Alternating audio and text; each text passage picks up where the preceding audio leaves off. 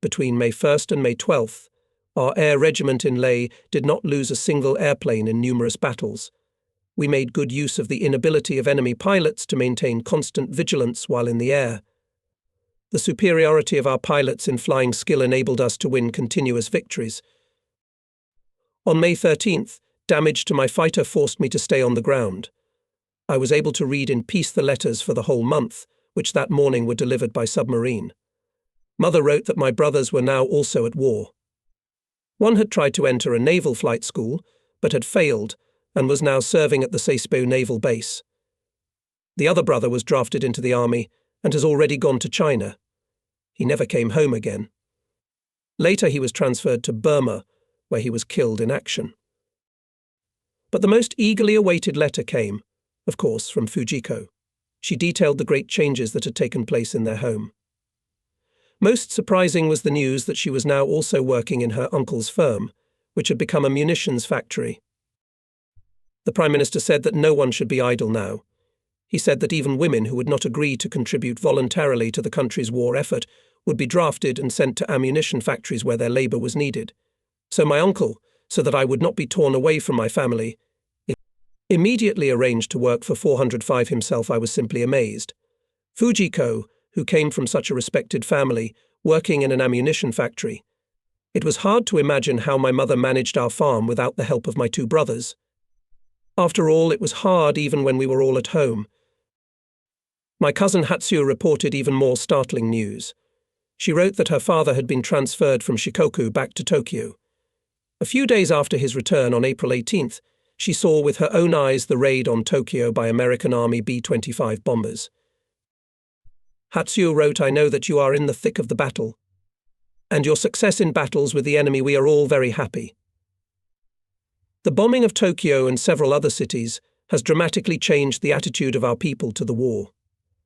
Everything has changed dramatically as the bombs fell on our homes. The difference between the front and the back seems to be blurring. I know that I, like the other girls, will have to work harder and harder here to help you and the other pilots so far away from Japan." Hatsuo was still in school, but for the afternoon and part of the evening the schoolgirls worked in a garment factory producing military uniforms. The sudden change in the family was startling. My brothers in the military, Fujiko at the munitions factory, Hatsuo at the garment factory. It was all so strange. Hatsuo didn't describe the enemy bombardment in detail, although it was the first time the enemy attacked our islands. Of course, we in Leh had gotten word of it much earlier, actually on the same day. Officially, the authorities denied any serious destruction, which seemed plausible given the small number of planes involved in the attack. But this report made literally all the pilots stationed at Leh nervous. To learn that the enemy was strong enough to strike our homeland was not pleasant. Yes, this raid was no more than a pin 406 prick, but there were serious fears that in the future will begin much more powerful attacks. I was still reading the letters when Warrant Officer Wataru Handa came up to me and asked for my wingman to join him on a reconnaissance flight over Port Moresby. Warrant Officer Handa had just recently arrived in Leh, which we were all glad about. He had not fought in the Pacific, but was one of the most famous Japanese aces to have fought in China. Handa was credited with 15 enemy airplanes shot down. After returning from China, he served as an instructor at Tishira Flight School. I saw no reason why Honda should not have been allowed to fly with him. Wataru Handa would surely become one of our best pilots in the future. However, Honda looked at it all completely differently. Veteran or not, he began to argue. "I don't want to fly with him, Saburo. I've only flown with you and I have absolutely no desire to change anything," he grumbled. I shouted, "Shut up, you fool. Handa is a better pilot than me. He's flown a lot more. You will fly with him." At noon, Honda, along with 5 other Zero pilots, left on a reconnaissance flight to Port Moresby. I was angered that Honda was unwilling to fly and waited for his return. 2 hours later, 5 Zeros landed at the airfield.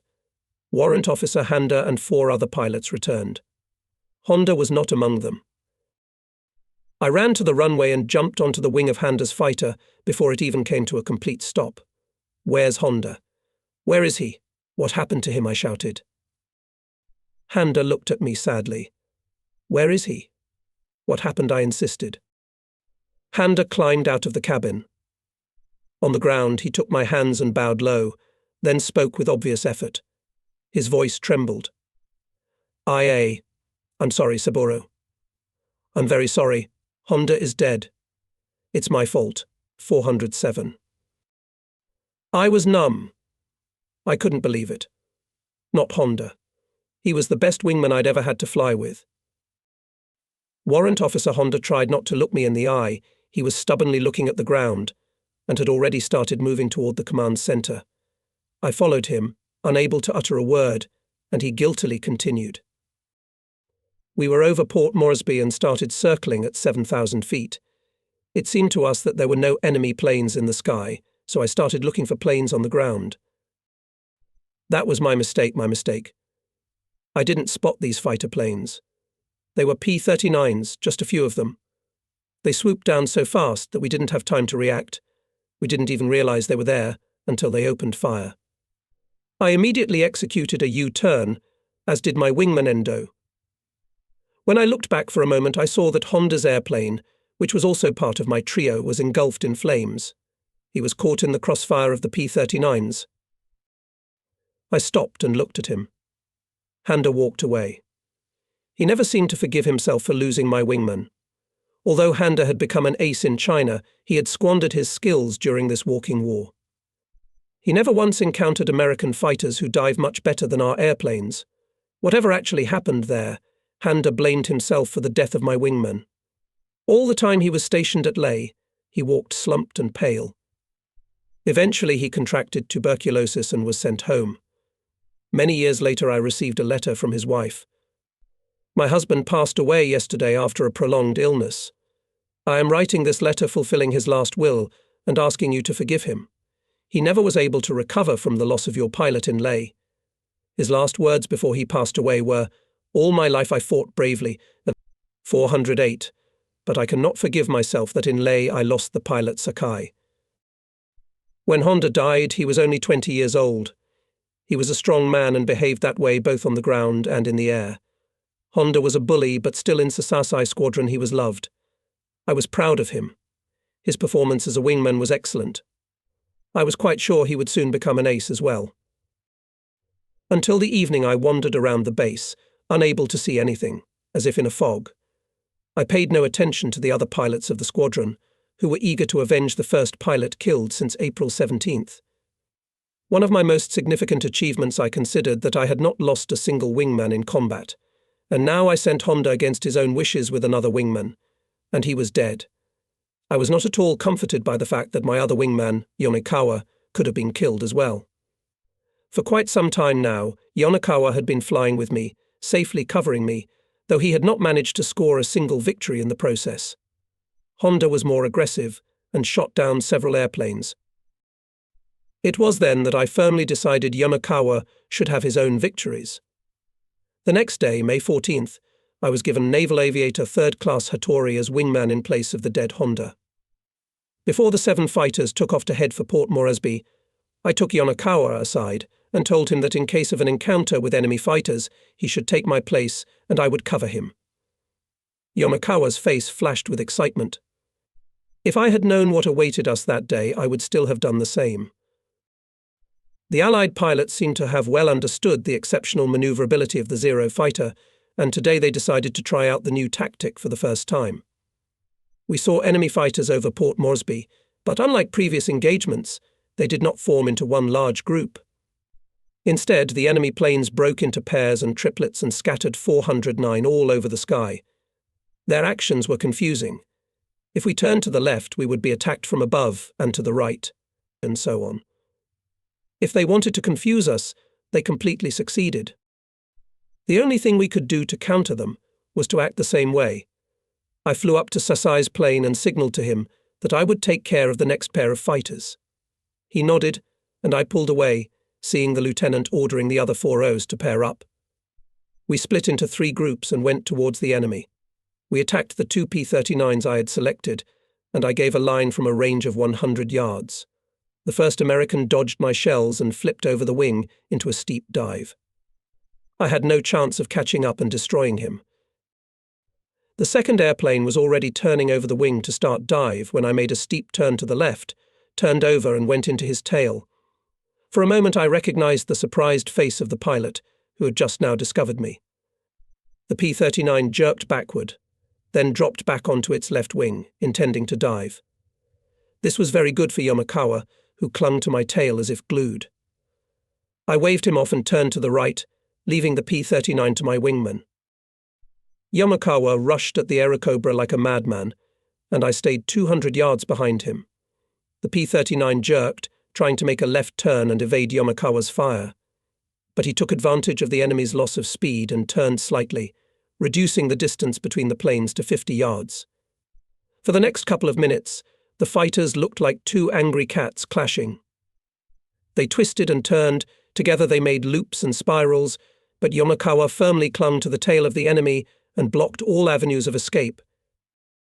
However, the enemy pilot made the grave mistake of stopping to dive. He had every chance to get away, and now that Yamakawa was almost close to him, an attempt to go into a dive would simply expose him to 410 guns 0.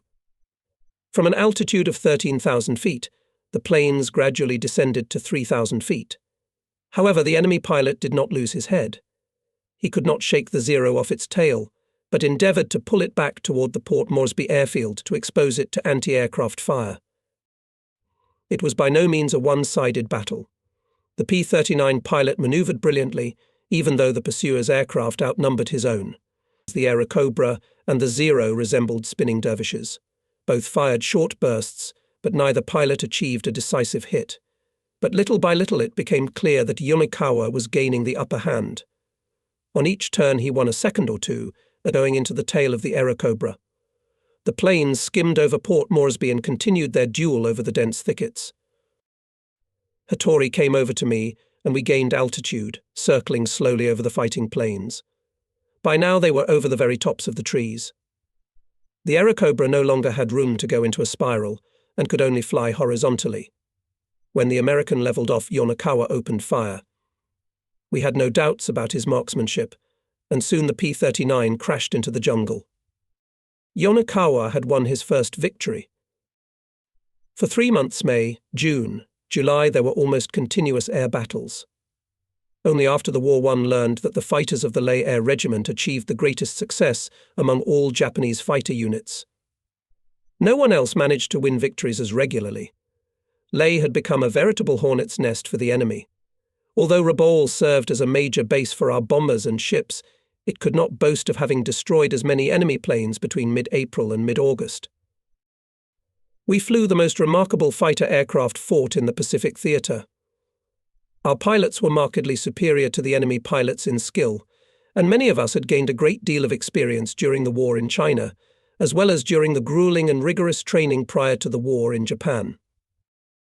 It was not surprising, therefore, that the enemy suffered heavy losses in the battles against the Zeros operating out of Lei. But we were all sure that the courage of the crews flying the B-25 Mitchell and B-26 Marauder bombers deserved the highest praise. These twin-engine planes lacked firepower and armour protection like the heavy flying fortresses. However, time after time these planes made raids on Lei and other targets, without fighter escort, 418 which our High Command considered absolutely mandatory for the protection of bombers. They always flew at low altitude, no more than 1,500 feet off the ground. In doing so they literally glided between the treetops, as we saw for ourselves more than once. The enemy pilots had courage and good flying skills, but unfortunately for them, their planes could not compete in maneuverability with the Zero. Nevertheless, although the Allies suffered heavy losses from the strikes of Zero, only a few times we managed to thwart their attacks. Their pilots knew no fear. Time after time they came back and bombed our airfield. Bombs fell on Lei day and night, and the gunners fired at everything that moved. The morale of the enemy pilots was very high, although in the spring and summer of 1942, we literally weeded them out. On May 23rd, 7 Zeros intercepted 5 B-25s over Lei. One of them was shot down over the sea 30 miles south of Salamoa. The next day, 6 bombers returned to attack Lei again. Unfortunately for the Allies, our shore observers spotted them while still far from Lei, and 11 Japanese fighters attacked the helpless bombers. We set fire to and shot down 5 planes and severely damaged a 6th. I participated in both of these battles, and official Imperial State documents credit me with destroying 3 bombers in 2 days. Toward the end of May, the intensity of the raids increased. On May 25th, 4 B-17s attacked Leh for the first time with fighter escort. They were covered by 20 fighters. Over the Owen Stanley Ridge like hell opened up when 16 Zeros attacked the Allies. 5 enemy fighters were shot down, but all the fortresses survived. 3 days later, 5 unescorted B-26 bombers flew in to bomb Leh. I scored another victory. On June 9th, I sent 2 more B-26s into the ocean. The days were like 2 drops of water. Life turned into endless sorties to hunt, escort 419 bombers to Port Moresby, and frantic running to the fighters, standing on the ground to hastily take off to intercept the approaching bombers. The Allies seemed to have an inexhaustible supply of airplanes. Each week brought them new heavy losses, but the planes returned in 2s, 3s, and 10s. Years later, the details of these battles faded in my memory, although I carefully keep my diaries. But I remember several episodes quite clearly. The May 24th battle was unforgettable. The air raid alarm alerted everyone in Leh. The 6 fighter planes on duty stood ready to take off. The rest of the pilots jumped over the sides of the moving truck that brought them from the barracks to the airfield. We took off instantly, with literally not a second to lose. My own fighter got off the ground the moment a series of bombs ploughed over the runway, right behind its tail. At least 11 Zeros were in the air as 6 B-25s completed their bombing run and turned around to scoot off to Port Moresby. Nishizawa and Ota were the first to catch up with them, and each attacked a bomber, showering them with cannon shells. Within seconds, both Mitchells caught fire. They crashed very close to our runway. Our other fighters pounced on the 4 bombers, which, skillfully maneuvering, dodged the shells and left towards the sea. 11 Japanese fighters rushed in pursuit. Near Salamaua we again went on the attack, and again showed the inability of our pilots to act together. Each pilot thought only about himself and fought his own battle. He threw himself at the bombers, completely ignoring his comrades. Zero indiscriminately spinning, almost ramming each other. More than once our pilot had to frantically dodge a line that another Zero released in the direction of the bombers. 420. Once the B-25s were over the sea, they pressed onto the water itself, gliding no more than 10 yards above the surface. Their tactics were clear. We could not dive too steeply and could not attack them from below. One pilot who tried to dive on the lead bomber misjudged the distance and crashed into the water at full speed. I fired on the trailing bomber, passing just above its tail. The B-25s were flying in a straight line, so I had no trouble concentrating fire on the fuselage. In a matter of moments, flames flickered in the air, smoke billowed. The bomber jerked sharply to the left and exploded, falling into the sea. At sea level, the B-25 had almost the same speed as the Zero, so we could hardly keep up with the enemy, because we also had to make approaches, firing at the Mitchells. 3 enemy planes were still in the air when our 6 fighters on duty turned back, having used up all their ammunition. LT. Sasai shot down the 4th bomber, and we continued to strafe the surviving pair. I shot down the 5th when apparently its gunners had also used up their ammunition, and the bomber turned straight for Port Moresby. Mitchell took about 1,000 bullets to the fuel tank, his right wing engulfed in flames. It jerked haphazardly and crashed into the water, exploding. It was a good day. We reliably destroyed 5 out of 6 bombers. A few days later I was introduced to another aspect of air warfare that I found horrifying, even though I had already been in many battles. I caught a single B-26 over Leh, drove it into the sea, and riddled its fuselage and right wing. Marauder caught fire, but before it collapsed into the sea, 4 men managed to jump out with parachutes. Each landed safely on the water, and the next moment a small, brightly coloured life raft flashed there. As I circled over it, I saw the pilots, 421, clinging to the sides. Since they were only 2 miles from Leh, our boat was free to pick up the enemy pilots and take them prisoner. Suddenly one of the pilots raised his arms above his head and disappeared into the water. The others began furiously pounding the water with their hands and tried to climb onto the raft. Sharks, It seemed to me that there were 30 or 40 of them. Then the second man disappeared. As I went lower and lower, I thought I saw the glint of teeth clamped on the third man's arm. The only survivor, a large bald man, was clinging to the raft with one hand and frantically waving a knife clutched in the other. But he, too, was dead.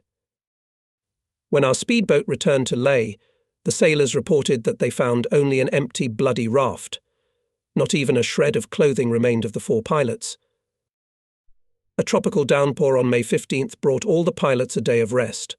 However, the rest was short, because already on May 16th before dawn several B-25s attacked the airfield. They flew at treetop level, covered the runway with bombs and shelled the repair shops. For the second day in a row we sat on the ground as it took all day to fill in the craters and prepare the airfield. We sat around the barracks, a few pilots dozing, the rest of us discussing the increased intensity of enemy raids. Our group was joined by a bomber pilot who had landed in Leh to refuel and was also confined to the ground after the raid. He listened with interest to our stories of enemy bomber attacks. Then he looked enviously at the Zeros parked on the walkway. "You know, I always dreamed of flying a fighter plane, not that truck they put me on," he said suddenly. And then sighed, "We're taking more and more casualties during raids. Most of us are sure they'll never come home." "I think so too." Then he turned to us. "But I would be completely satisfied if I could manage to do one thing." We waited to see what he would say. He suddenly smiled. "I'd like to do a dead loop on that truck I fly. Can you imagine what it would look like?" One of the Zero pilots politely remarked, "If I were you, I wouldn't even try. You'll never get out of the loop entirely, even if you do manage to loop it." "I think so too," the bomber pilot nodded. We watched him as he walked across the airfield and climbed into the cockpit of the fighter. There he sat for a while, studying the controls. We had no idea then that we would all remember this pilot for the rest of our lives. The day stretched slowly, and in the evening Nishizawa, Ota and I went to the radio room to listen to the musical hour that the Australians broadcast daily. Suddenly Nishizawa said this music. "Listen to it. It's Dane Macabre, the Dance of Death, isn't it?" We nodded. Nishizawa exclaimed, "That gave me an idea. You know we have to fly to bombard Port Moresby tomorrow, right? Why don't we do a little dance of death ourselves?" Ota snorted, "What kind of nonsense are you talking about? You must be out of your mind." Nishizawa protested, "No, it's fine. Before we fly home, let the 3 of us go back and do some demonstration loops over Port Moresby airfield. They on the ground will just go nuts over it." Ota cautiously remarked it might be fun, but what will the commander say? He'd never authorize us to do something like that. This was followed by a nonchalant reply, "Would he? Who says he has to know about it?" And Nishizawa smiled broadly. We went to the barracks and there we whispered our plans for tomorrow. We were not afraid to appear over Port Moresby with just the 3 of us, for we had shot down a total of 65 planes. I had 27 to my credit, Nishizawa had 20, and Ota shot down 18. The next day we attacked Port Moresby with a maximum force of 18 Zeros. The group was personally commanded by Lieutenant Captain Tadashi Nakajima. Nishizawa and I were his wingmen. Suddenly it turned out that there was nothing to fire at the airfield. The enemy reliably camouflaged all the bombers on the airfield. But in the air everything was different. There were 3 groups of enemy fighters over the airfield. We turned to the first group and went into a frontal attack. In the ensuing battle, 6 P-39s crashed to the ground, engulfed in flames, with 2 of them shot down by me. Several Zeros came out of the battle to shell the airfield, which ended badly for them. 2 planes, badly damaged, crashed on the spurs of Owen Stanley Ridge on the way back. After the scramble, we regrouped. As soon as the group assembled, I signalled to LT. CMDR. Nakajima that I intended to catch up with the enemy aircraft. He waved his hand, giving permission, and I flipped into a gentle dive. I returned to Port Moresby a few minutes later and began circling the airfield at 12,000 feet. The anti-aircraft guns were silent, and there were no enemy fighters in sight. Then 2 more Zeros appeared, flying at my altitude, and we formed up. Nishizawa and Ota smiled as I waved hello to them. We huddled together so that there were only a few feet between the tips of our wings. I slid the lantern back and used my finger to describe a circle above my head, then raised 3 fingers. Both pilots raised their hands as a sign that they understood. We were to perform 3 loops in a single formation. One last glance back to make sure there were no enemy fighters nearby, and I tilted the nose of the airplane to pick up speed. Nishizawa and Ota followed on my heels. I took the handle, and the Zero responded obediently, making an upward arc, gradually tipping onto its back. The other 2 fighters followed beside me, and together we did a perfect dead loop. Twice more we went up, flipped over on our backs, dive-bombed and completed the loop. Not a single gun from the ground fired, and the air was still completely empty.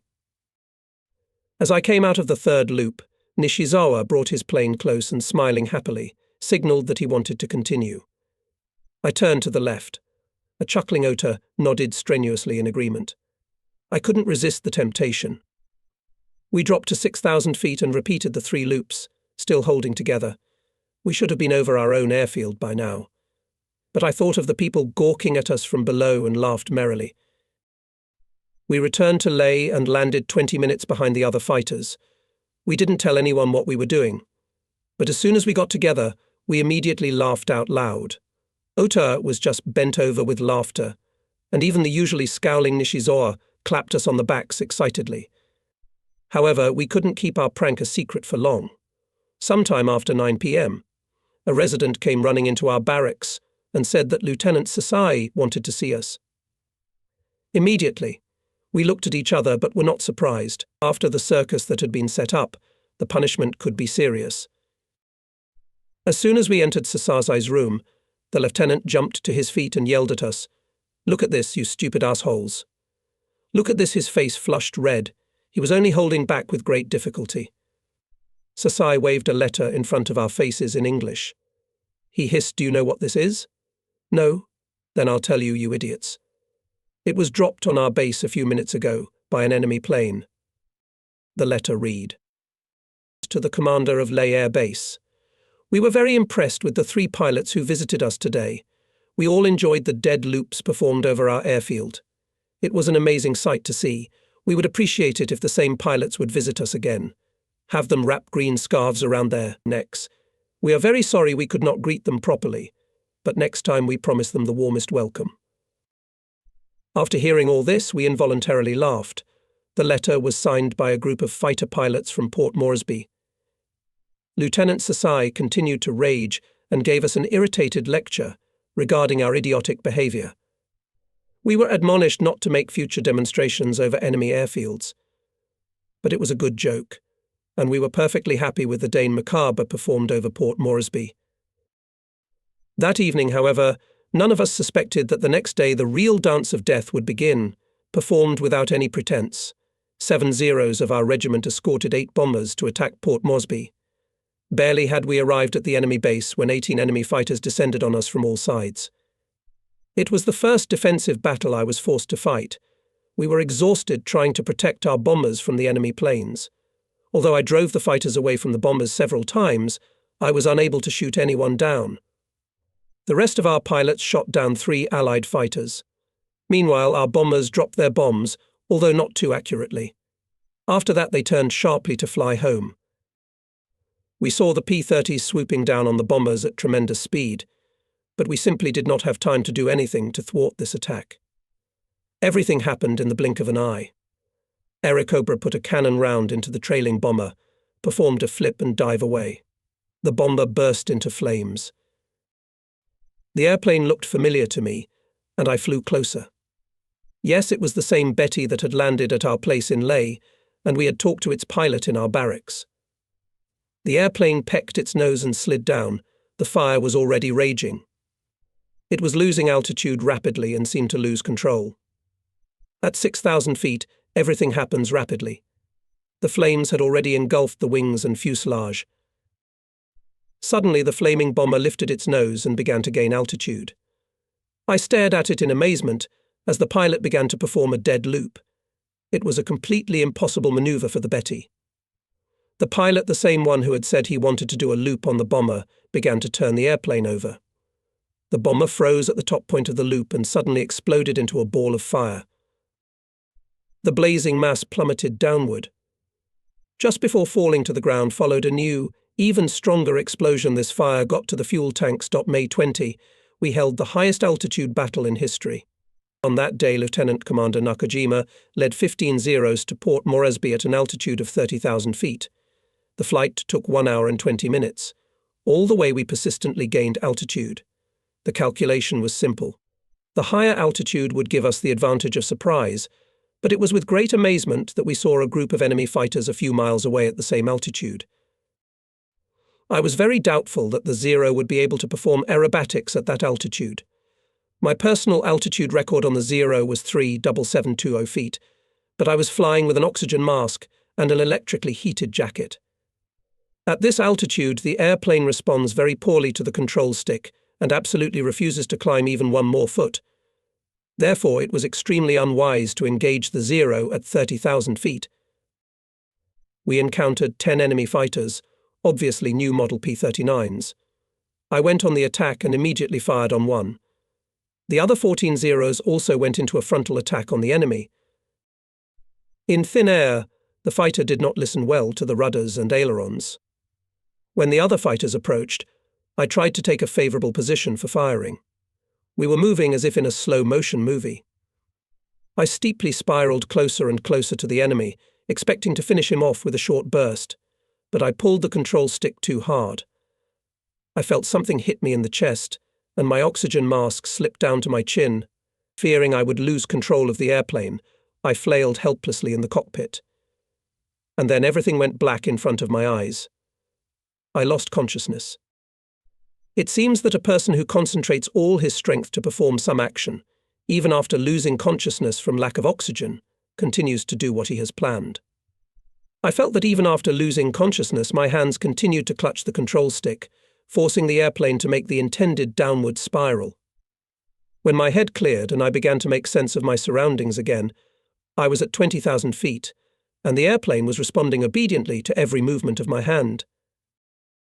I immediately executed a U-turn, as there was a high probability that an Aerocobra was following me down, trying to shoot me down.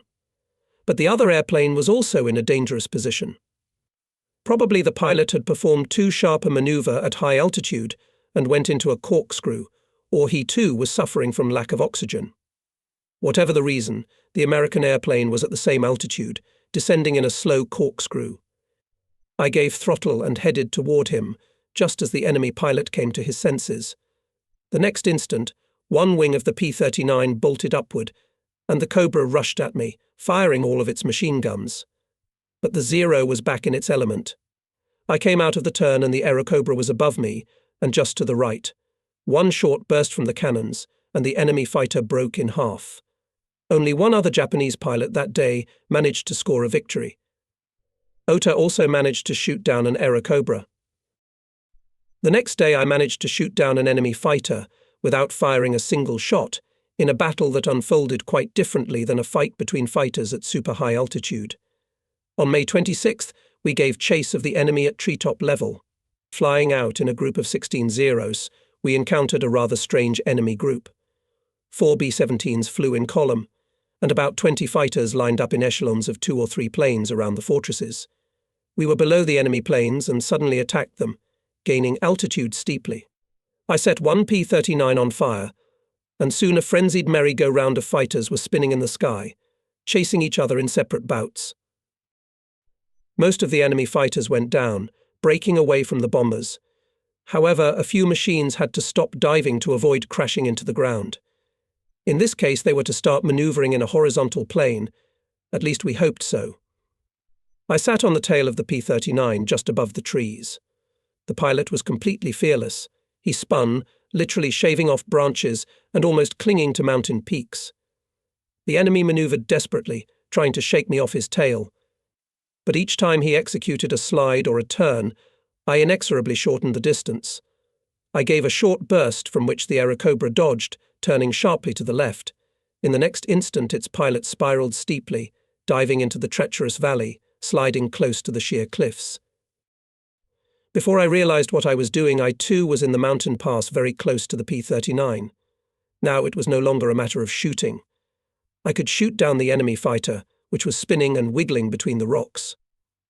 But I completely forgot about him for a while. I had to think about my own salvation. I was soaking wet. The roar of the engine sounded louder and louder. Rocks and stones flashed dangerously close to the Zero's wings as I raced through the narrow gorge at several hundred miles an hour. And then a mountain suddenly grew in the path of the enemy plane. The P-39 had just come out of a steep turn, and immediately a huge sheer cliff appeared right in front of it. The Airacobra pilot instinctively jerked the control stick to himself and tried to perform a turn to avoid the obstacle. But he didn't do it fast enough. The wing caught on the rocks and the airplane exploded with a terrible rumbling sound that reverberated through the gorge. The wreckage flew toward me, and I, too, grabbed the control stick and pulled as hard as I could. The Zero went up steeply, and for a split second I thought I was about to suffer the same fate as the unfortunate Airacobra. But the Zero obeyed the rudders, and I leaped over the cliff, missing it by inches. It took me a few minutes to regain consciousness and wipe the sweat running down my face. I dropped the throttle and began to slowly gain altitude, trying to relax. I was still shaking from the exertion. This was my 37th victory. Although I didn't take a single shot, it was one of my most exciting aerial duels. I later learned that Nishizawa and Ota had done almost the same thing that day. They drove two P-39s into the mountains where they crashed. Our pilots survived by doing crazy turns. In the evening, the barracks was filled with fun as we celebrated our incredible victories. In the last week of May, the Leh Air Regiment conducted several major sorties into the Port Moresby area. During the 3 days of fighting, our fighters made amazing gains against the enemy. We believed we were close to cracking this hard nut. On June 1st, 18 bombers from Rabaul, accompanied by 13 fighters from Leh and 11 from Rabaul, attempted a decisive strike on this most important enemy bastion. We did not believe that the Allies would be able to field a large group of fighters to repel the raid after the heavy losses suffered in the previous battles. However, we were wrong. About 20 fighters rushed at the Japanese air group. Once again, a one-sided fighter battle began. 7 enemy fighters were incinerated, with me managing to shoot down one of them. However, they accomplished their task by scattering our bombers and preventing them from bombing away at their targets.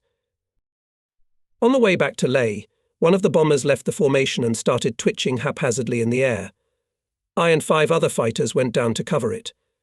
This airplane had turned into a veritable ruin. Bullet and shell holes dotted the wings and fuselage so thickly that the airplane looked like a sieve. I brought my fighter to the nose of the bomber and looked into the cockpit. Even from a distance, it was obvious that the control panels and the pilot's seats were drenched in blood. It was a miracle that the plane was still flying. The pilot and co-pilot were lying on the floor in pools of blood. The flight engineer, who didn't know how to do it, took over the controls of the airplane. I did not see the other 4 crew members. 2 turrets were smashed and the gunners in them were either killed or wounded. It seems that only the flight engineer, who was fighting to keep the plane in the air, seemed to be unharmed. Somehow he kept the plane flying, even though it was staggering from side to side like a drunk, and managed to make it to Leh Airfield. The man had done a magnificent job. Apparently he controlled the airplane by remembering the actions of the pilots he had seen during the flights. This is extremely difficult, even almost impossible for a person who has no flight training, and if you remember that the bomber was severely damaged, then impossible in principle. And now, when the plane reached Leh, the flight engineer almost lost everything he had achieved. He managed to keep the bomber in the air, but to land it, smoothly reducing altitude and speed, while accurately leaving the strip he could no longer. The damaged airplane circled slowly over the runway, descending more and more as the engineer looked at the narrow runway below him. No one could help the unfortunate man sitting at the controls. We approached the bomber and tried to bring it in for a landing, but as soon as the engineer took his eyes off the control panel, the airplane began to lurch dangerously. Finally, it lost speed and plummeted downward.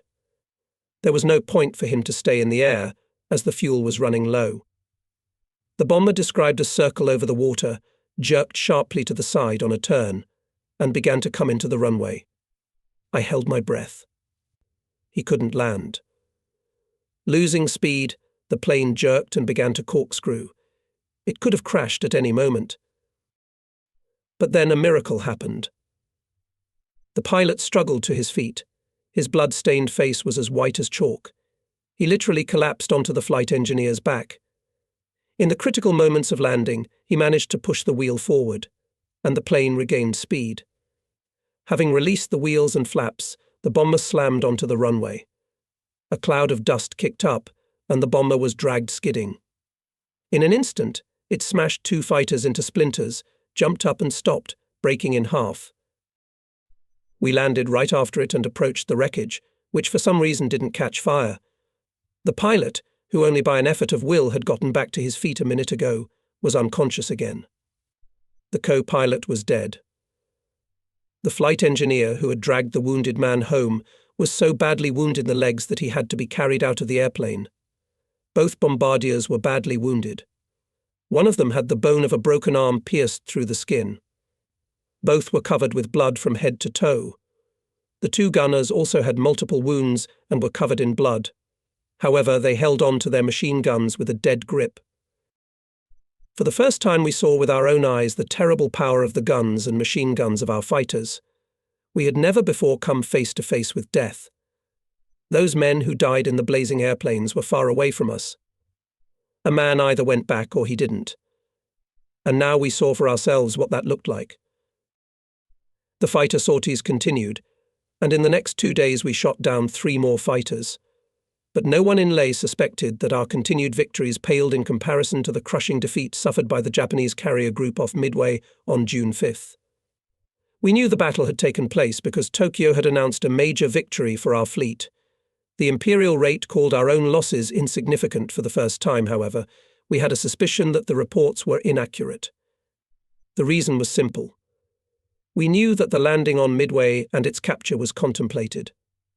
If our fleet withdrew without landing a landing force, then something unforeseen had happened. For a very long time we did not know that our 4 largest and most powerful aircraft carriers had perished along with 280 airplanes and most of the pilots. Thousands of sailors who made up the crews of the sunken ships also died. From June 5th to June 15th, there was a strange lull on the New Guinea front which was broken only once when enemy bombers attacked Leh on June 9th. I added 2 more B-26s to my account, but on June 17th the fighting resumed with even greater fury. It was a lucky day for our fighters, as 21 Zeros managed to suddenly attack 3 groups of enemy fighters. We attacked the first group of 12 fighters by diving on them with the whole group, and the enemy formation immediately collapsed. I shot down 1 airplane and 5 more pilots achieved victories. The remaining 6 enemy fighters went into a dive and escaped. After gaining altitude, we attacked another group of 12 fighters from the sun side. Again we struck quite suddenly and shot down 3 airplanes in one run. I gained my second victory of the day. The third wave of enemy planes appeared. Barely we finished diving after hitting the second. About 25 fighters flew in as we split into 2 groups. 11-0 spiked towards the gaining height of the enemy, and the rest engaged in a battle on the horizon. The formation instantly broke up, and a frantic scramble began over the Port Moresby Air Base. The enemy planes were new model P-39s, faster and more maneuverable than the old ones. I attacked 1 fighter, but to my surprise it managed to dodge every time I opened fire. There was an incredible merry-go-round in the sky. The pilot of the Aerocobra skillfully performed turns, loops, Immelmans, dives, barrel rolls and spirals. He was an excellent pilot, and if he had a better airplane, he might have emerged victorious from this fight. But I inexorably shortened the distance between the planes and found myself on his tail at a distance of only 20 yards. 2 short cannon bursts ended the chase, and the Aerocobra burst into flames. This was my 3rd victory of the day. The 4th, which I won almost immediately, was rather ridiculous. EP-39 appeared directly in front of me, its pilot concentrating all his attention on the Zero, which was trying to get away from him with a candle. The American was firing at him, but he was right in my sights. I put about 200 bullets from both machine guns into it. The fighter tried to dodge with a barrel roll. I was out of cannon shells, so I put a second machine gun burst into his belly. But the Cobra was still holding on, and the third round hit the cockpit so that it spattered splinters. I saw the pilot hunch forward on the control panel. The P-39 went into a corkscrew and then went into a dive and crashed into the ground at tremendous speed, exploding in the middle of the jungle. 4 enemy fighters in one day. To me it was a record, and it was a component of the greatest defeat suffered by the enemy at the hands of the Leh Air Regiment. Our pilots claimed to have reliably destroyed 19 enemy fighters in the air that day. On the way back to the airfield, Yonakawa went out of formation. He threw the plane up, then spiraled back down, writing wild loops. Yonakawa was literally tumbling through the sky, circling my fighter. I realized it all when he came right up to my plane and, smiling triumphantly, pointed 2 fingers. Yonakawa was no longer a green rookie. He now had 3 enemy planes to his credit. He was bursting with pride. He flew upside down, waving both arms in the cockpit. Then Yonakawa flew above, below, and even described a wide loop around my plane. He was like an overexcited child. As he flew close to me, Yonakawa clutched the control stick between his knees. Still smiling, he waved the ration box at me and began to eat. His joy was contagious. I gave him 4 thumbs up and then uncorked a bottle of soda. He took his out of the ration box and we drank to each other. But our victories on that momentous day did not end there. Barely had our planes been refueled and rearmed when the observer's message came in. 10 B-26s were heading for our airfield. They couldn't have picked a worse time, as 19 Zeros took off before the marauders even approached Leh. We did not manage to shoot down any, but damaged most of them, forcing them to throw their bombs haphazardly. During the chase, 10 P-39 fighters came to the rescue of the bombers and intercepted us over Cape Ward Hunt. As a result, 1 Aerocobra was shot down. In the evening, celebrations began at Leh for the amazing victory. All the pilots got extra cigarettes, the mechanics crowded around to share our joy. And then came even better news. All of us got 5 days vacation in Rabaul. The shouts of joy of the pilots made the surrounding jungle shudder. Not only was I alone tired from the daily combat sorties, but my mechanics wanted a few days of quiet time to work on my fighter. They showed me the bullet holes in the planes and fuselage, and I got a twinge inside when I saw the chain of holes running straight behind the cockpit. I missed death by 6 inches. In 1942, none of our fighters had armor protecting the pilot. The Zeros also did not have the self-sealing tanks that were on American fighters. Enemy pilots soon discovered that a line of 2.7mm machine guns on the Zero's fuel tanks would immediately set a Japanese fighter on fire. Despite this, none of the Japanese pilots flew with a parachute in those days. In the West, this was completely misinterpreted.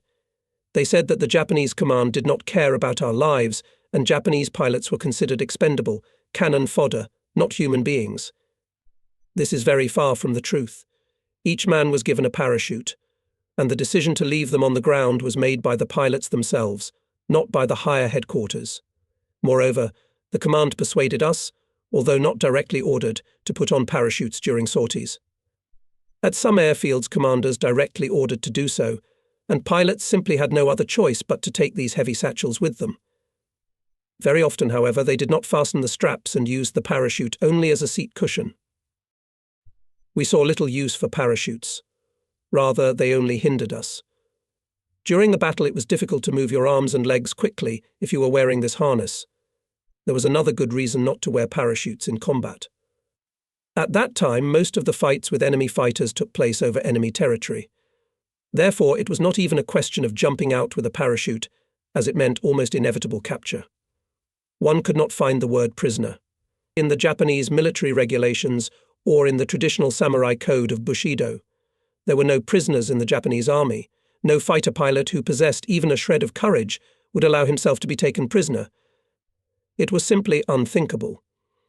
Nevertheless, it was very unpleasant to look at bullet holes coming within inches of your seat. In the evening, I received confirmations of my 4 victories in the day's battles. This was not unique to the Imperial Navy. I knew a dozen other naval aviators who had achieved the same, or even surpassed this achievement. My number of victories now reached 43. Nishizawa, who became Japan's top ace with just over 100 aircraft shot down, set a record over Guadalcanal on August 7th, when he shot down 6 American naval fighters. A year later, naval aviator First Class Kenji Okabe shot down 7 aircraft in a single day in a series of engagements over Rabaul F-4F Wildcat fighters, TBF Avenger torpedo bombers, and SBD Dauntless SBD dive bombers.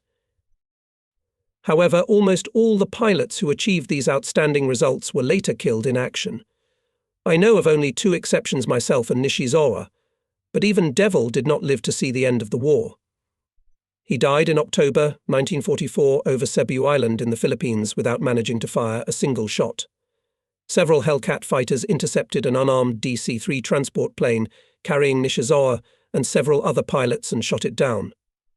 So met his ignominious end the best Japanese ace. In the evening I received an order to report to the commander of the airbase, which was quite unusual. In the room of Captain First Rank Saito, I saw his deputy Lieutenant Captain Nakajima and Lieutenant Sasai, who had also been summoned. Both senior officers looked very sullen. Captain First Rank Saito said, "I am still in doubt whether it is wise to bring you this news, and I am only doing so on the direct advice of Lieutenant Commander Nakajima, although it is a very unpleasant task for me." At the beginning of the month I asked the High Command in Tokyo to reward Lieutenant Sasai for his exceptionally skillful leadership of the squadron in combat.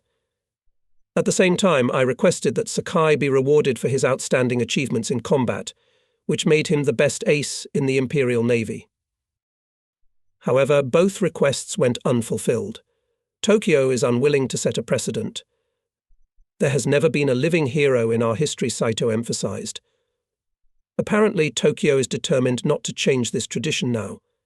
He added bitterly, "They refuse to even give you a medal or promote you to officer." I did not dare to inform you about this for fear that you will begin to criticize the actions of the High Command. But for me personally, it is extremely important that you know that I, as your commander, recognize your merits and appreciate your tireless efforts. Then Lieutenant Commander Nakajima spoke. The Navy has always had a tradition, right or wrong, of awarding and promoting only posthumously. Of course, you will not like that tradition at this time.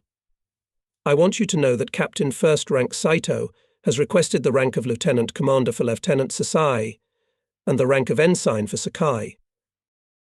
Sasai replied without hesitation, "I cannot express to you how grateful I am for your concern and efforts on my behalf. However, I must add that neither Sakai nor I are upset with Tokyo's decision. I see no reason why we should hold a grudge. This is my personal opinion, but I am convinced, and I speak also on behalf of Sakai, that our achievements and victories do not belong to us alone. Without my wingmen who have my back, without the hard work of the ground staff, we could not have accomplished anything. I am satisfied with how our unit is performing as a whole, and I feel no need for personal reward, although I am quite honored by what you have been willing to do for us." Sasai said exactly what I myself wished to express, so I only nodded in agreement. The Navy had stubbornly stuck to its policy of refusing to reward individual accomplishments, almost to the very end of the war. There was only one exception to this rule when, as early as March 1945, Admiral Somu Toyoda, commander of the Combined Fleet, honored Marine Airman First Class Soichi Sugita and me in an order for an outstanding number of air victories. I should add that at that time I already held the rank of ensign. But these awards were meaningless. The greatest aces of our fleet, Nishizawa, Ota, Sasai, and others, were dead by then. In June, we began to meet an increasing number of enemy fighters and bombers. We were informed that the enemy was building up his air force in the area, so we must now conduct fighter raids in larger forces. It became clear that we would need every Zero available in Leh. Meanwhile, the enemy was building more and more airfields in the jungle surrounding Port Moresby. Our bomber raids in return became more frequent and powerful, but the enemy fighters met each raid and acted decisively and aggressively. June 17th, 12-0, escorted 18 bombers to Port Moresby and drove away 7 American interceptors trying to attack the group. The bombers struck the dock area and sank an 8,000-ton transport standing in the harbour. 7 American fighters chased our group all the way to Cape Ward Hunt, but had no success. The next day 9 of our bombers and 9 fighters attacked Kido at Riscar Bay, a new enemy base just north of Port Moresby where the fighters were based. 10 enemy interceptors attacked 18 Japanese aircraft, and again to no avail, although they lost 2 aircraft in the process. On June 24th, I returned to Leh after a rest at Rabaul, and the next morning, as part of a group of 21 fighters, went on a raid to Port Moresby. The fighting was fierce, and I shot down 1 airplane out of 11 which our pilots reported destroying. The next morning 19 bombers flew from Rabaul to Port Moresby. They were escorted by 11 fighters. 12 enemy planes intercepted them, but the Zeros shot down 3 enemy planes. This was the last June raid.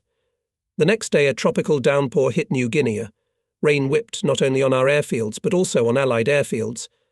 Our successes in April, May and June were partly due to the fine flying weather, which stood nearly all day.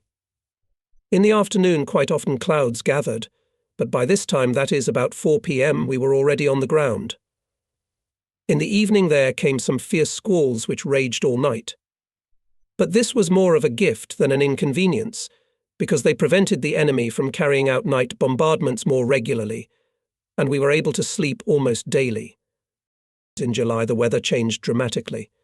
In the evenings, the squalls no longer came. Now the sky remained perfectly clear day and night. That's when the enemy bombers appeared.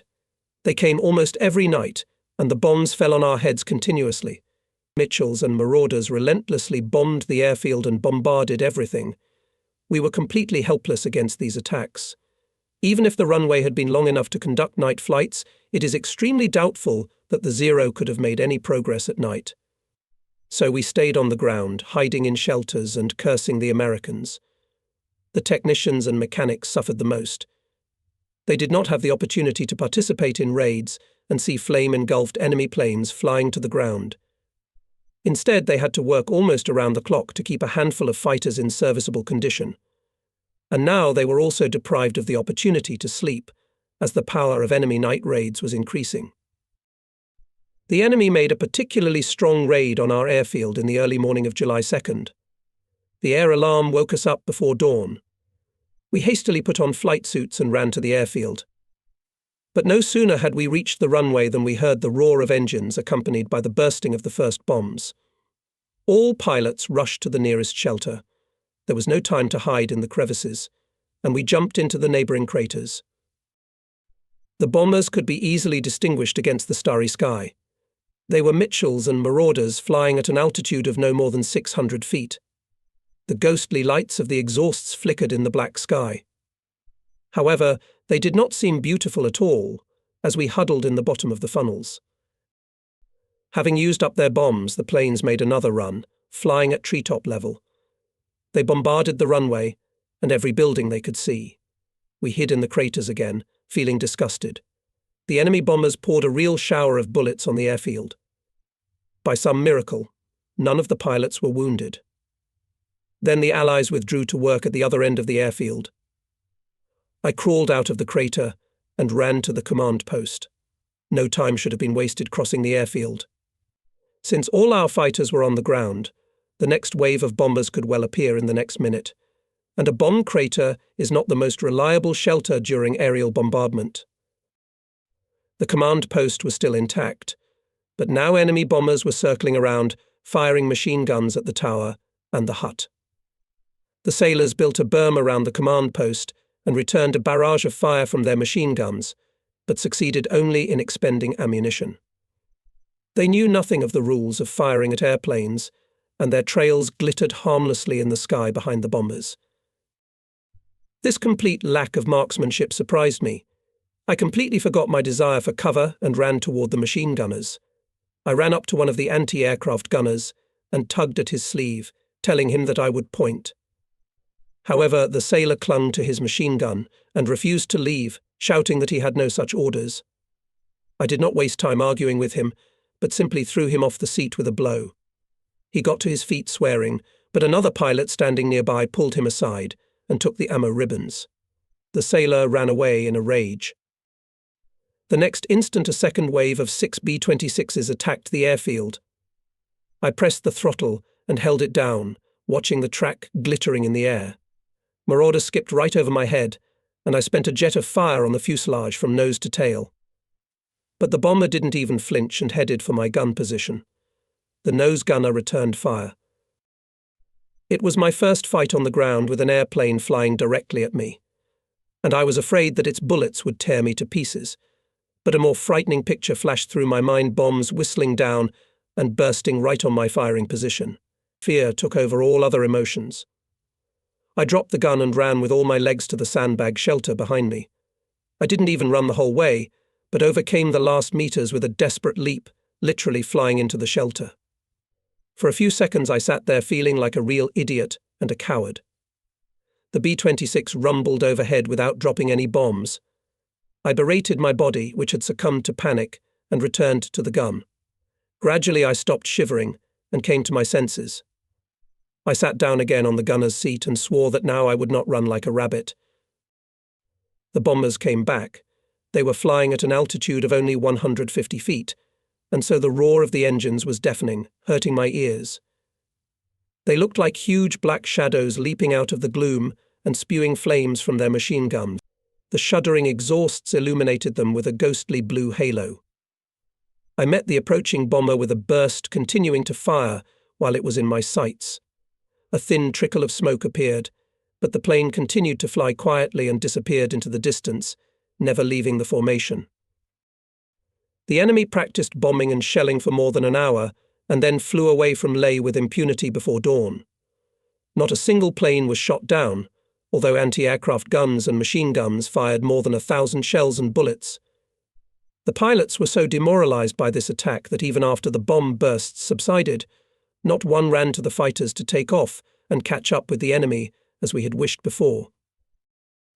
Most of the airfield buildings were burning. Deep craters turned the runway into something horrible. It would have prevented us from taking off, even if we had wanted to. It seemed impossible, but the 20 fighter planes parked on either side of the runway survived. They only had bullet and shrapnel holes. We gathered at the command post to receive new orders. The pilots were shocked and furious at the raid that had come upon us. One of the pilots who had recently arrived in Leh, Marine Airman Second Class Mature Suits, was particularly raging. He vowed that he would shoot down a bomber during the next raid, even though he would have to ram the enemy to do so. At that moment, however, no one paid attention to his promise.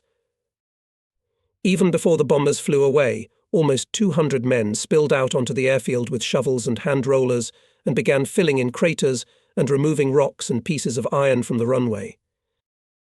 Suddenly, several ordinaries rushed in from the command post, hysterically yelling another raid is about to begin. Over 100 airplanes are approaching the airfield, 100 airplanes. It was simply an unbelievable figure. We had never heard of an attack of such strength before. There was panic among the staff officers, and then came the order to put all available airplanes in the air. We ran to the fighter planes and began to taxi to the start as soon as the engines were warmed up. The runway had been brought to a relatively usable condition. As the Zeros were getting ready to take off, officers began to jump out of the command center, waving their arms frantically. Shouting something, they ran along the strip. Then they began to fold their hands in a cross, demanding to turn off the engines. When they ran up to the fighters, they explained the alert has been cancelled. Our observers have made a mistake, one of the officers laughed nervously. Those 100 airplanes turned out to be a flock of migratory birds after that. Everyone laughed. The whole episode seemed ridiculous after the tension we had experienced. We had breakfast, settled around the command post to immediately take off at the threat of a new raid. The enemy today decided not to give us a rest. We were still eating when the Ordinarians came running with a message from Salamoa. They reported that 6 B-17s were flying toward our base.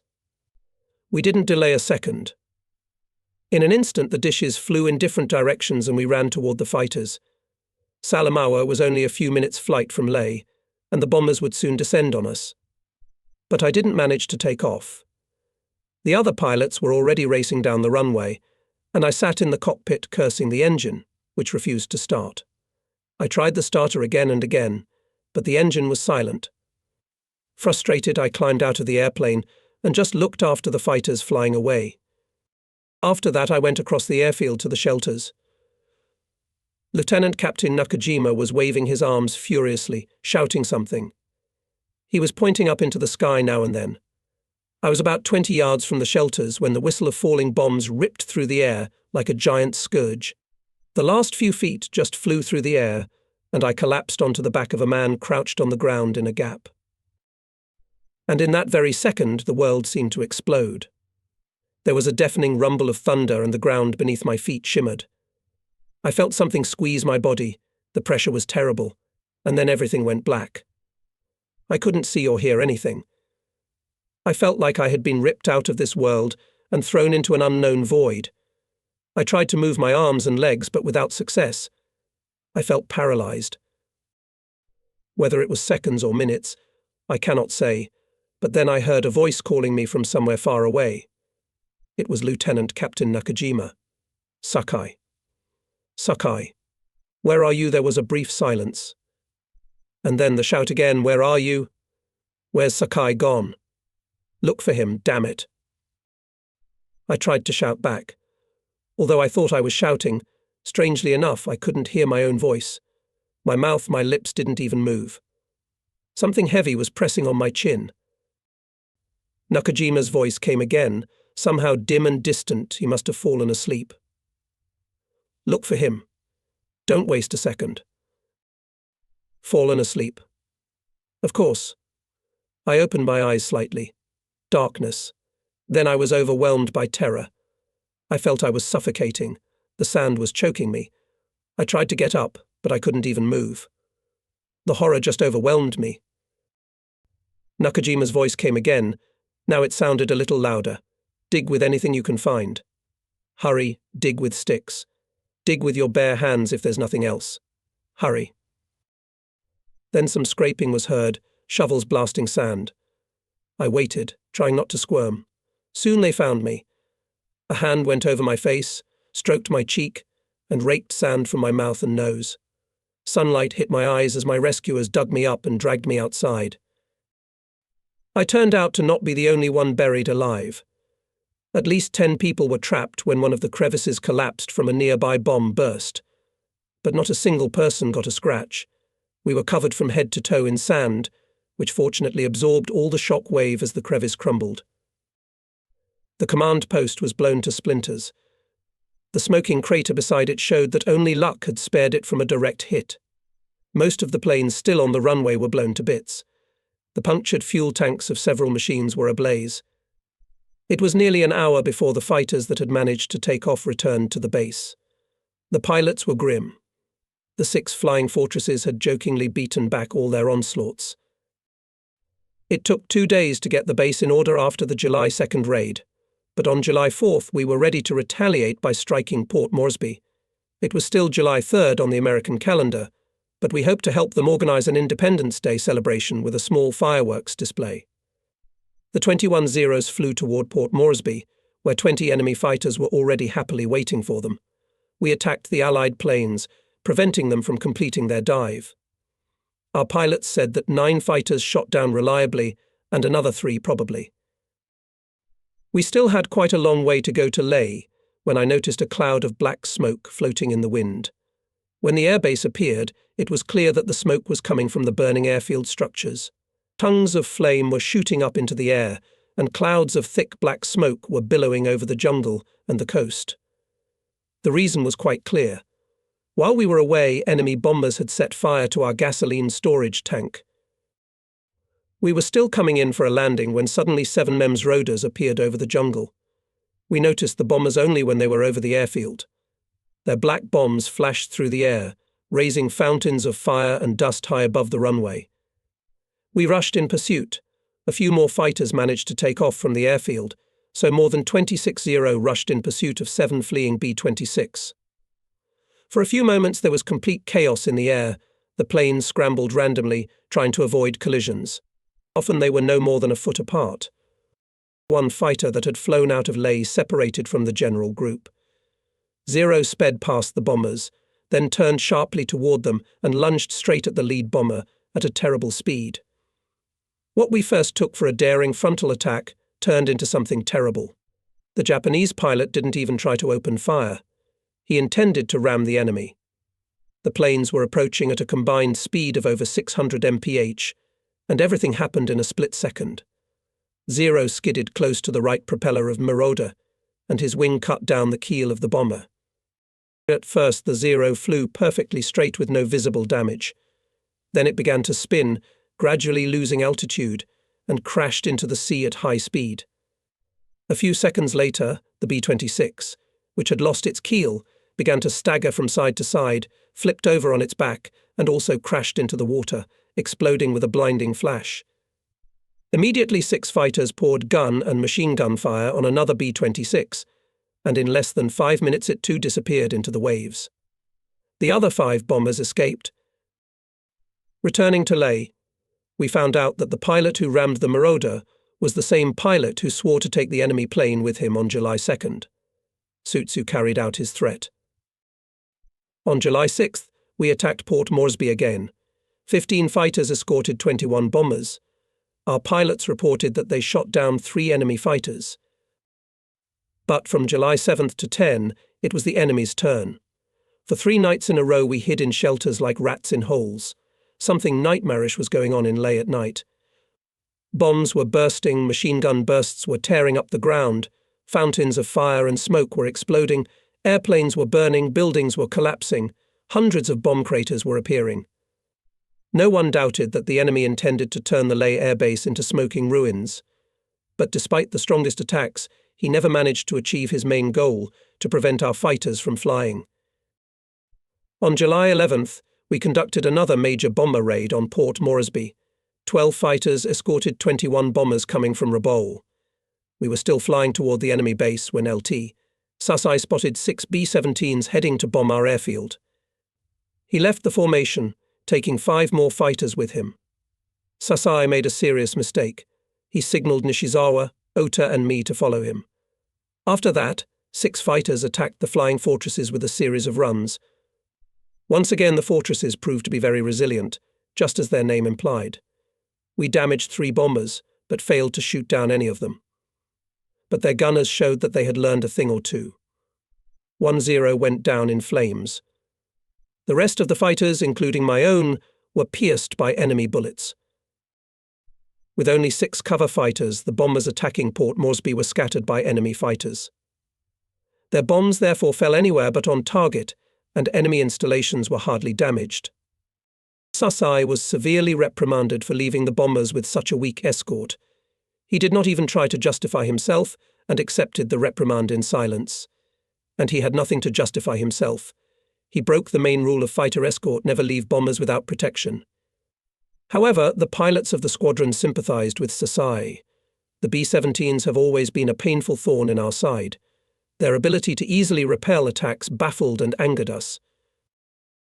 On July 21st, we began a new phase of fighter operations when a Japanese infantry division landed at Buna, 110 miles south of Leh.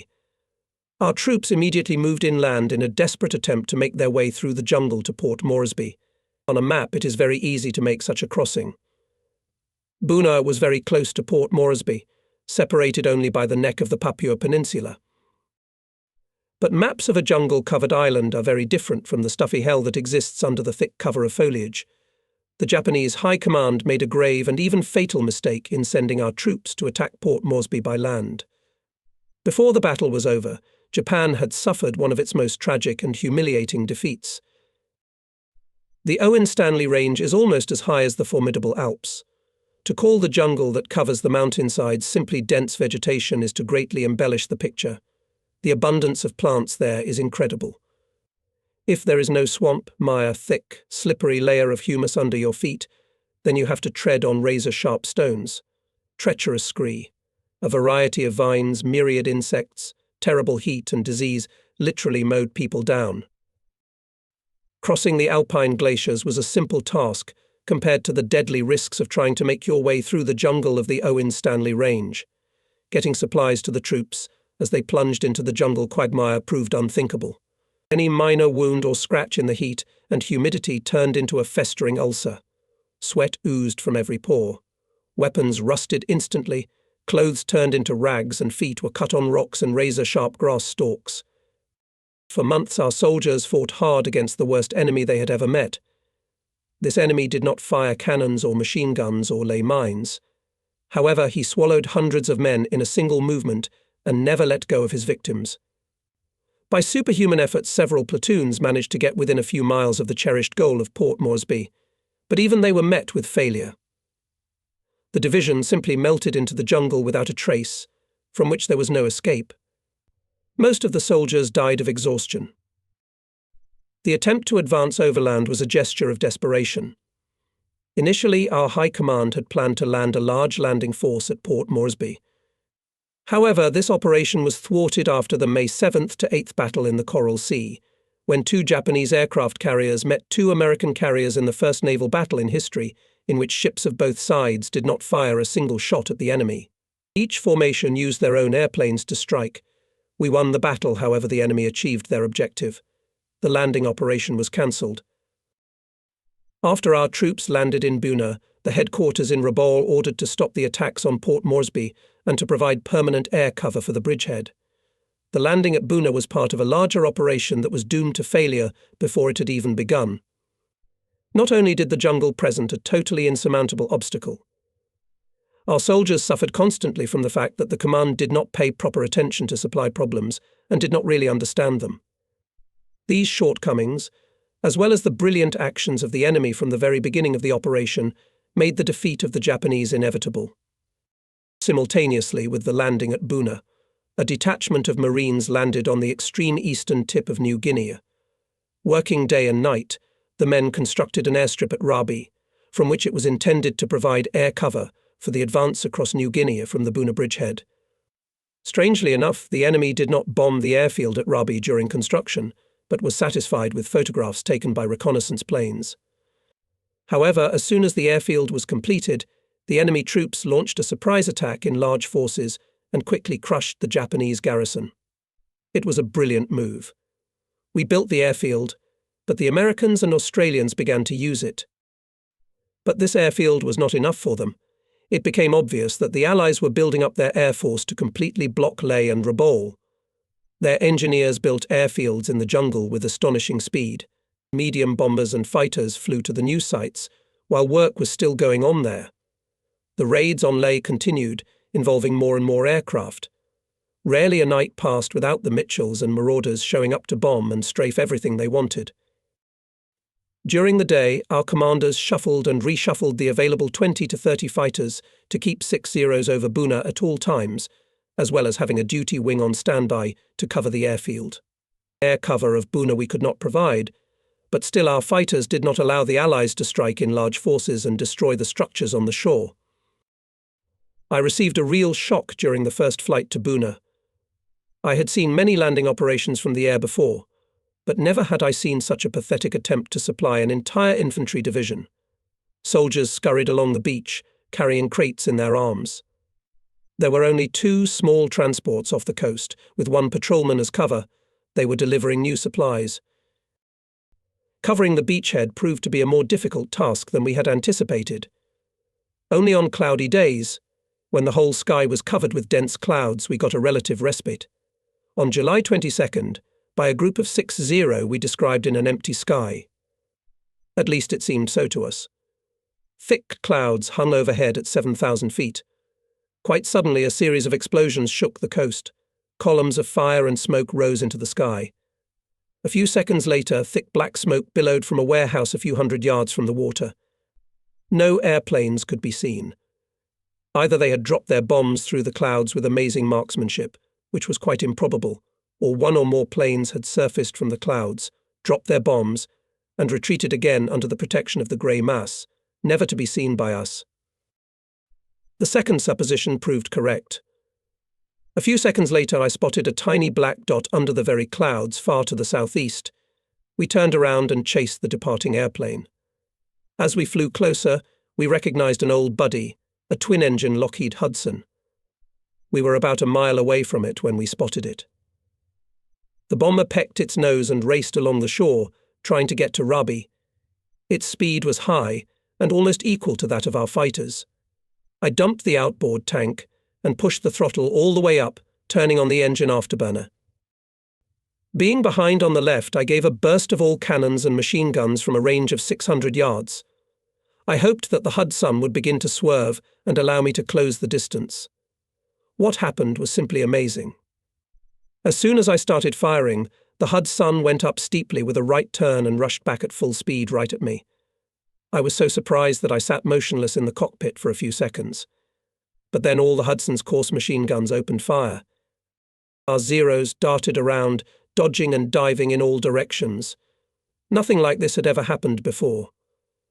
I saw Lieutenant Sasai out of the corner of my eye. His jaw dropped at the unexpected bravery of the enemy pilot.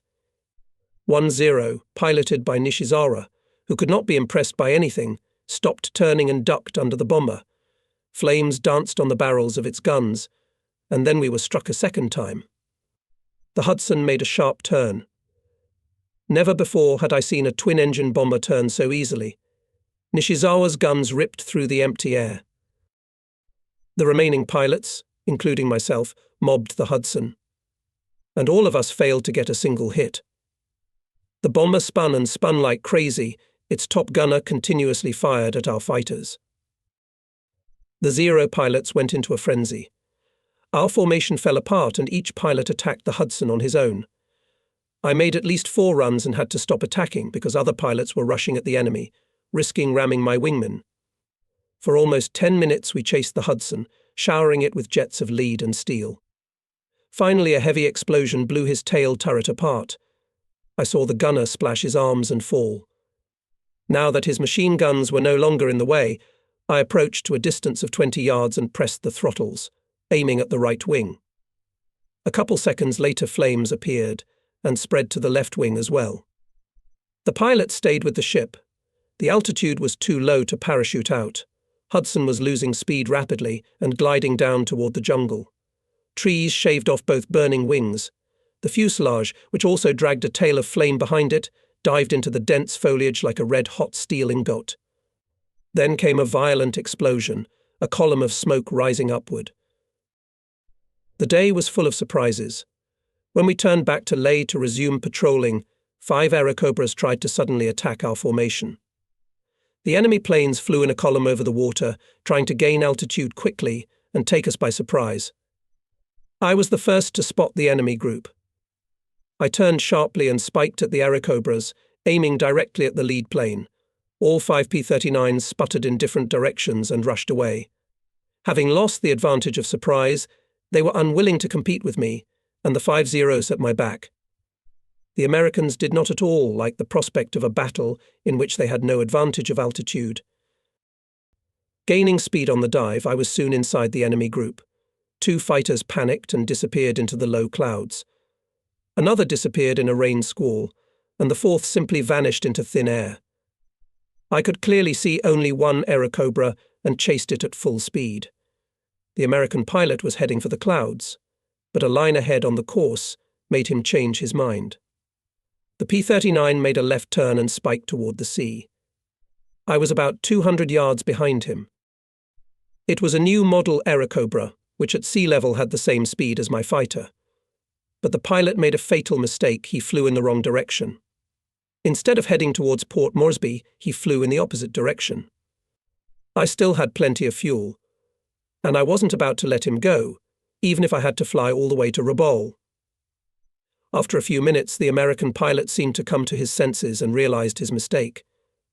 He had no choice but to turn back, and his fighter made a steep left turn. It had happened many times in the past. I entered the inside of his turn, keeping just below and to the left of the American fighter. A short burst caused the Airacobra to stagger to the side, dodging my shells. I lined up on its tail, although the Airacobra was darting left and right, heading for the beach. I lost the fighter for a few seconds when he executed an absolutely insane maneuver, and the P-39 rushed toward his base, again having a several hundred-yard advantage. Even with the engine afterburner on, I couldn't close the distance. I was almost ready to give up the pursuit. If the P-39 flew in a straight line, and on the correct course, I would not be able to get into firing range. The enemy pilot chose otherwise. Instead of keeping over the sea, he flew straight toward Owen Stanley Ridge, where he was forced to gain altitude. But no P-39 had as much speed climb as the Zero. Slowly and steadily I was gaining on him. I hadn't fired yet, intending to open fire at minimum range.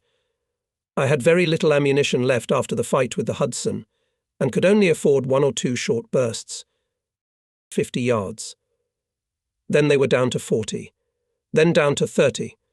I put my finger on the trigger and took careful aim. But I had no sooner fired a single shot than the pilot jumped out of the Aerocobra with a parachute. The plane was flying less than 150 feet above the ground, and such a jump meant certain death. I don't know of an example of a pilot being saved by jumping from less than 300 feet. By some miracle, the parachute opened a split second before the pilot hit the ground. He hit a small clearing and his fighter jet exploded a few yards in front of him. I still couldn't believe that the enemy pilot had escaped after that incredible descent. I turned back and flew over the jungle clearing again. Only the parachute was visible. The pilot had survived and was in good enough condition to immediately scoot away and hide.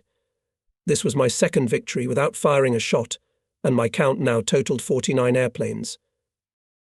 For the next few weeks we continued to cover the bridgehead at Buna, but in the second half of July a new and unfamiliar phase of the war began for us. We no longer flew without parachutes. Higher headquarters gave orders, and Captain First Rank Saito ordered every pilot to put on a parachute before departure. It was a strange sensation to feel the parachute satchel on the seat beneath me and its straps around my shoulders. I had never flown with one before. Equally exciting were other orders that were an ominous omen, although no one said so explicitly. We ceased offensive operations. Captain First Rank Saito ordered that henceforth no fighter aircraft should cross Owen Stanley Ridge under any pretext. Only once July 26th did I see Port Moresby again. We intercepted 5 marauders over Buna, and during the chase, when the bombers were trying to escape to their airfield, I shot down 2 more B-26s. These victories were confirmed by other pilots. With Sasai and Endo as wingmen, I chased the rest of the bombers and crossed the ridge, disobeying orders. I shelled another bomber but didn't see it go down, so victory was only considered probable. That was the last time I flew over an enemy base. The situation on the front was changing rapidly. By the end of the first week of August, we were fighting in conditions with which we had not previously been familiar. The Americans had landed a large landing force on the island of Guadalcanal.